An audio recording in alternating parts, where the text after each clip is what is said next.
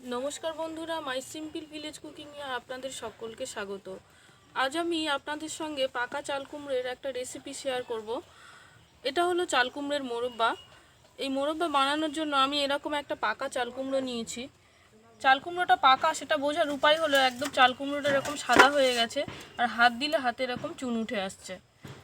এবার চাল কুমড়োটাকে আমি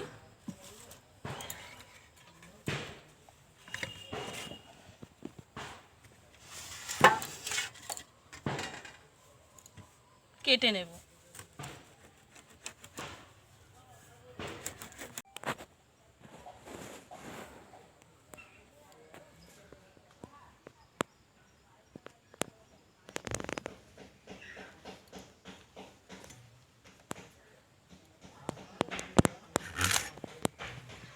এবার আমি চাল কুমড়োটাকে এরকমভাবে ছাড়িয়ে নেব।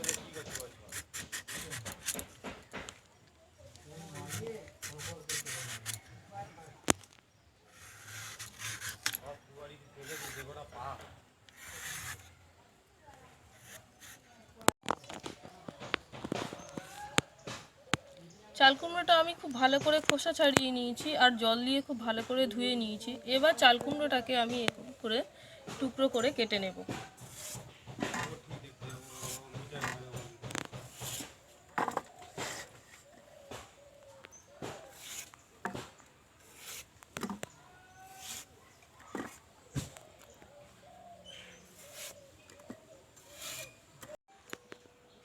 সমস্ত চাল কুমড়ো আমি এরকম টুকরো করে কেটে নিয়েছি।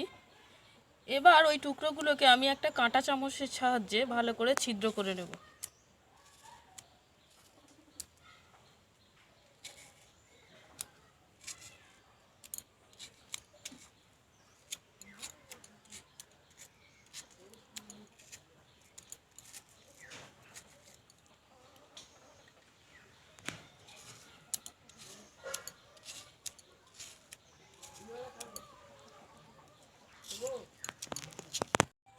সমস্ত চাল কুমড়োর গায়ে আমি এরকম ছিদ্র করে নিয়েছি।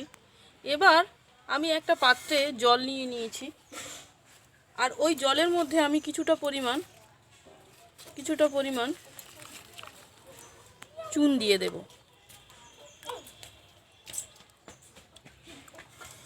আর জলের সঙ্গে ভালো করে মিশিয়ে দেব।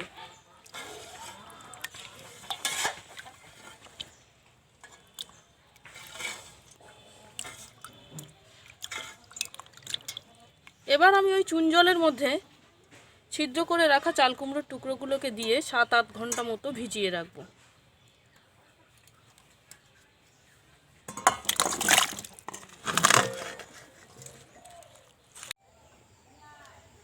8 ঘন্টা পর চুন জলে ভেজানো চাল কুমড়োর টুকরোগুলোকে আমি ছেঁকে তুলে নেব আর পরিষ্কার জল দিয়ে 7-8 বার ভালো করে ধুয়ে নেব।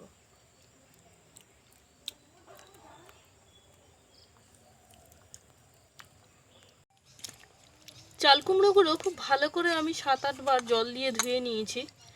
এমনভাবে ধুতে হবে যাতে চুন জলের কোনো অবশিষ্ট না থাকে। এবার জল থেকে আমি চেপে চেপে জল ঝরিয়ে চাল কুমড়োর টুকরোগুলোকে তুলে নেব।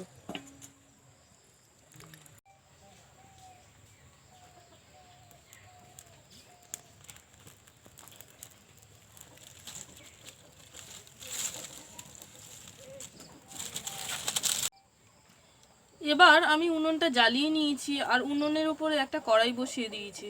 এবার কড়াইতে আমি কিছুটা পরিমাণ জল দিয়ে দেব।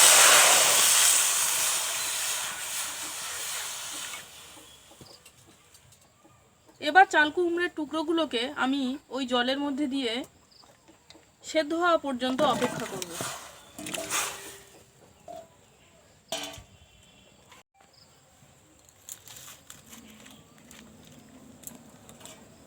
এবার একটা ঢাকনা দিয়ে ঢেকে আমি 20-25 মিনিট ধরে ভালো করে সেদ্ধ করে নেব।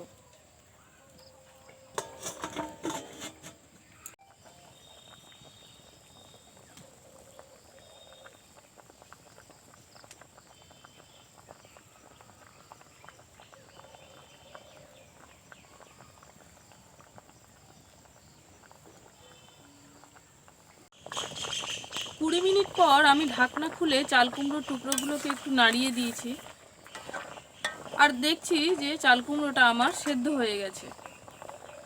একদম এরকম সেদ্ধ হয়ে গেছে, একদম সেদ্ধ হয়ে গেছে। এবার চাল কুমড়োর টুকরোগুলোকে আমি ছেঁকে তুলে নেব।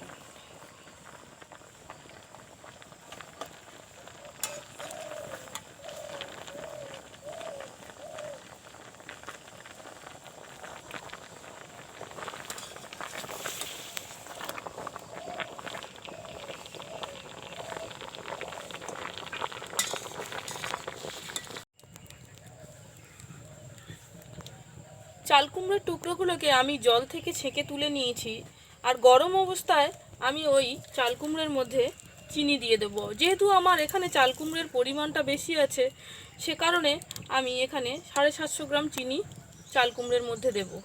আপনারা যতটা পরিমাণ চাল কুমড়ো নেবেন সেই অনুপাতে চিনিটা নিতে হবে।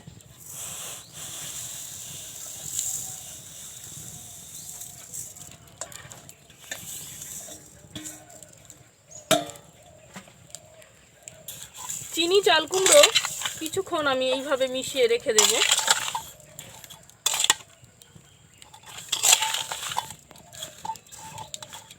এবং চিনিটা গলে যাওয়া পর্যন্ত অপেক্ষা করব।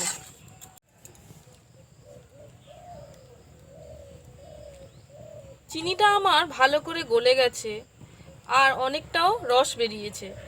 এবার আমি কড়াইটাকে উনুনের উপরে বসিয়ে দেব।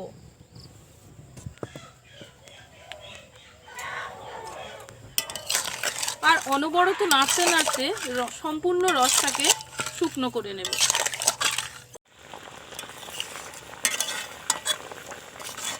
চিনি রসটা ফুটতে শুরু করেছে। এবার এই সময় আমি 3টি এলাচকে ফাটিয়ে এর মধ্যে দিয়ে দেব, আর অনবরত নাড়তে থাকব। এই সময় উনুনের আঁচটাকে কিন্তু খুব হালকা রাখতে হবে। এইভাবে রসটাকে আমি একদম শুকনো করে নেব।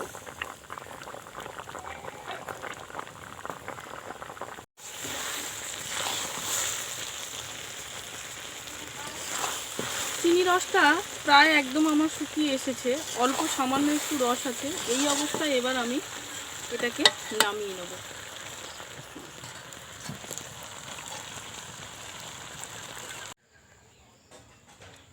এবার আমি একটা এরকম ট্রে নিয়েছি, আর ট্রেটার গায়ে আমি সামান্য বাটার লাগিয়ে নেব। ঘি লাগিয়ে নিলেও হবে।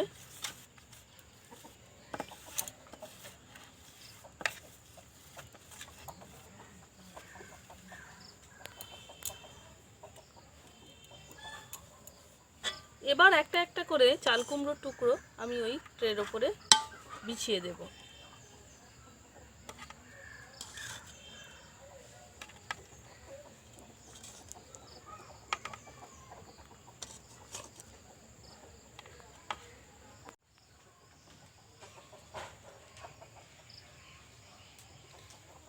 এইভাবে সমস্ত মোরব্বার টুকরোগুলোকে আমি ট্রের ওপর বিছিয়ে দিয়েছি, আর এইভাবে আমি 7-8 ঘন্টা ফ্যানের হাওয়ায় রেখে দেব।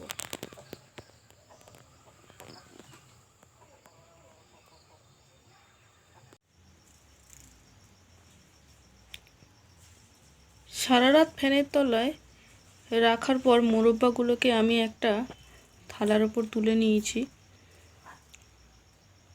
আর মোরব্বাগুলো দেখতে যতটা সুন্দর হয়েছে, খেতেও ঠিক ততটাই সুন্দর, আর ভেতর থেকে ঠিক ততটাই রসালো হয়েছে।